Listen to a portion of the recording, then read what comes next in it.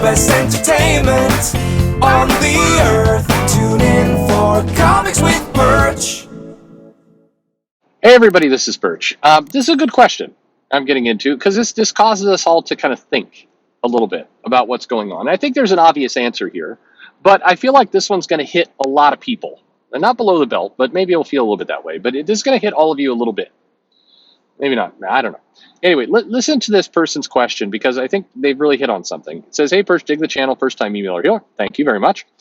A lot has been made over the last 5 years of diversity versus tradition.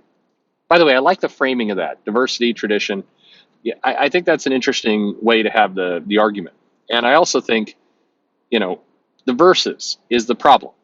Not the diversity, not the tradition, it's the versus. It's to say we need diversity over tradition, or we need tradition over diversity.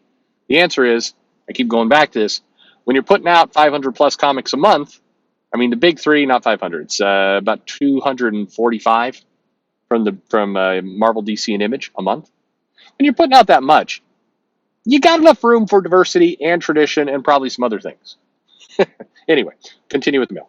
This has formed two vocal groups, Comicsgate and hardcore progressive customers. They need a name. Some of you are screaming at the like SJW. No, they need a name that they pick. And maybe I don't know. Anyway, they don't need a name. I'm joking. My question is, where are these customers? Aha, that's a good question. If all of, quote, comics Twitter showed up to support Vita IL X books or Thorne's Green Lantern, that's been I don't think Thorne is in that camp, but anyway, we'll keep going. They'd prove that diversity sells well, but they don't. On the flip side, I hear these Comic-Gate guys talk about building culture and showing their side sells, so where were they on Willingham's Bigby book? Good question. By the way, this is the kind of question and answer that gets all those fence sitter emails. So thank you for more of those.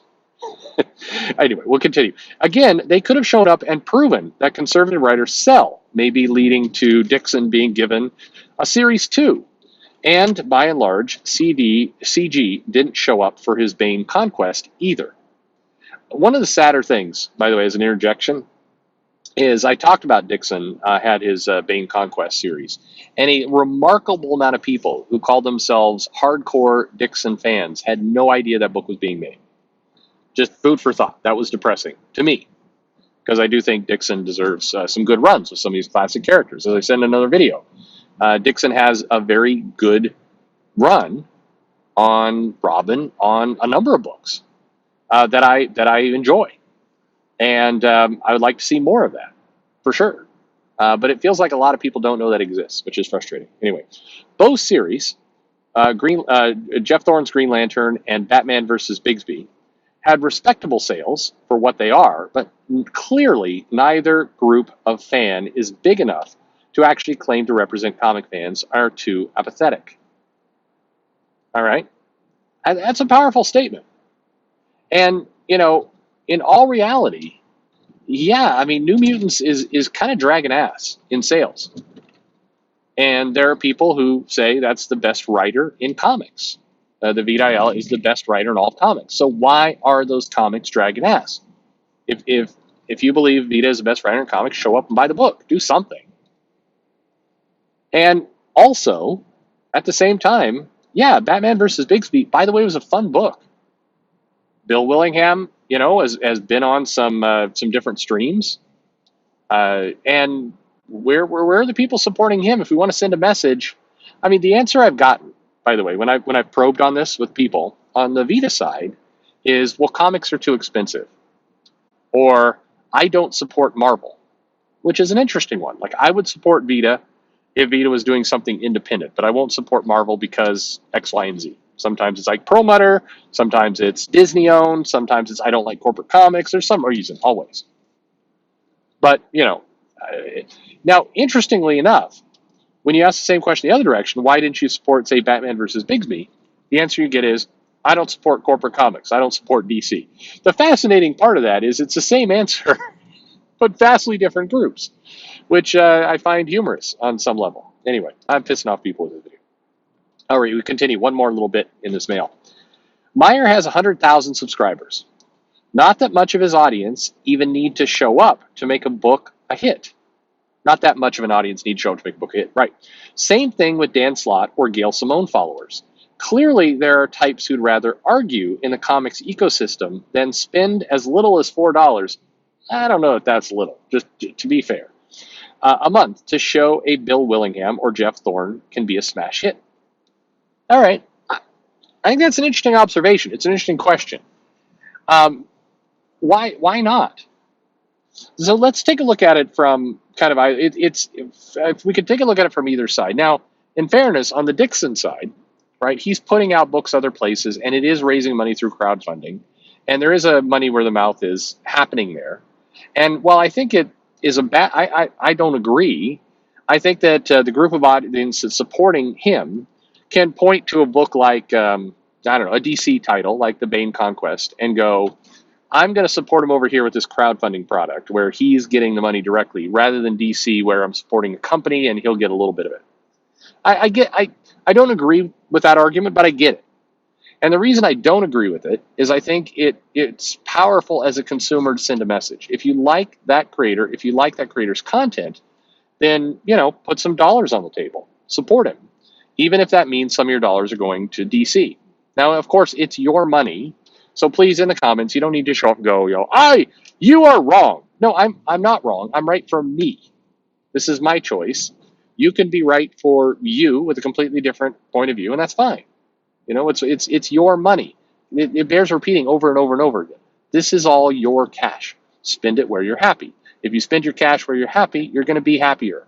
If you spend your cash where you're miserable, then you're going to be very resentful for how you're spending your cash. That's simple. Okay? But if you look at, but the other side of it is more puzzling.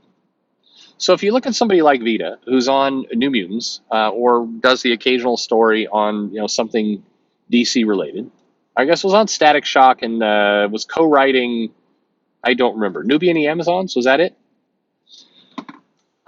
Those sales are not good. So why don't people show up to support Vita? Even as a statement. I mean, what's puzzling about all this is, like, you look at a place like Twitter, and people have said the value of Twitter, and one of the most powerful parts about Twitter is that you can organize and you can make massive social change. Twitter says that about itself in its investor presentations and how it presents its service. People say that.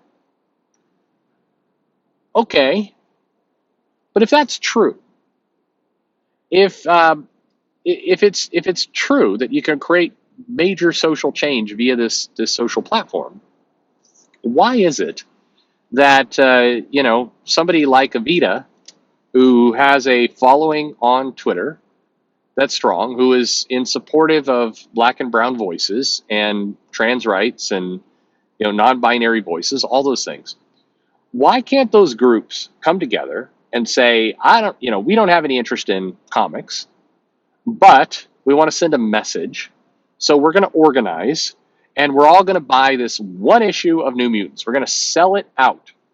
And if we don't want to go to a comic shop, we're going to go digital, and we're going to pop the number. We're all going to do it. All of us are going to cough up the price of one Starbucks drink and buy this issue and make a one comic that Vita is on, or Nubia and the Amazon's #1. We're going to make that comic sell 250,000 copies. It's going to be the #1 comic of the year by nature of us organizing. They can do it. They absolutely could do that. Twitter is a vehicle that could help people organize and support, so why don't they? Wouldn't that make sense?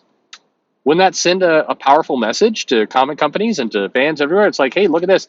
How would you like to make this happen? Gail Simone has, I don't know when I last looked at Gail Simone, but like, 1 million followers? I don't know, some ungodly amount of followers. Can Gail not rally those people to say, hey, all of you, here's somebody I support, fill in the name in the blank. Let's go cause a disruption to the comic industry. Go out, and I want everybody to pay $3.99 and buy one comic, this comic, and it's going to be the #1 comic of the month, and it's going to show all those, right-leaning, alt-right people, all those Twitter trolls, that we have a powerful voice that, that can make a huge impact. we're a force to be reckoned with. Why don't they do that? They don't, though.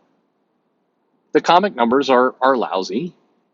They tend to drag ass at the bottom of things, and those supporters don't show up. They don't show up as customers. They don't show up to support the cause.